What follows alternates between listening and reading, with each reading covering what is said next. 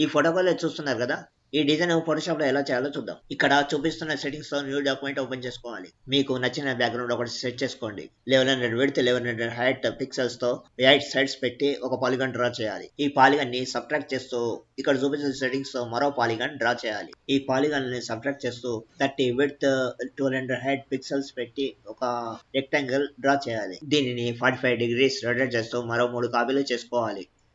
ఈ షేప్స్ అన్నిటిని సెలెక్ట్ చేసుకొని సెంటర్ చేసుకోవాలి. ఇక్కడ చూపించిన విధంగా డాక్యుమెంట్ టాప్ లో సెట్ చేసుకోవాలి. ఈ లేయర్ ని రెస్టరైజ్ చేసుకోవాలి.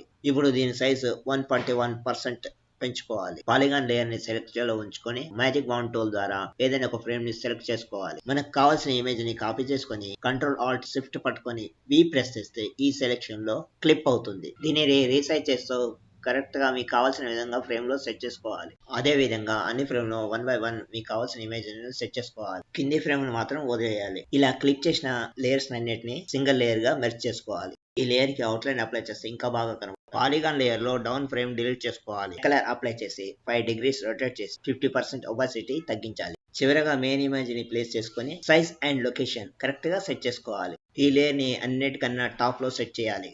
ఇమేజెస్ అండ్ పాలిగాన్ లేయర్ ని గ్రూప్ చేసుకొని గ్రేడియంట్ మాస్క్ అప్లై చేయాలి. అర్థమైందా? ఫోటో కొలైజ్ ఎలా చేయాలో? మీ అభిప్రాయాన్ని కామెంట్ ద్వారా తెలియజేయండి.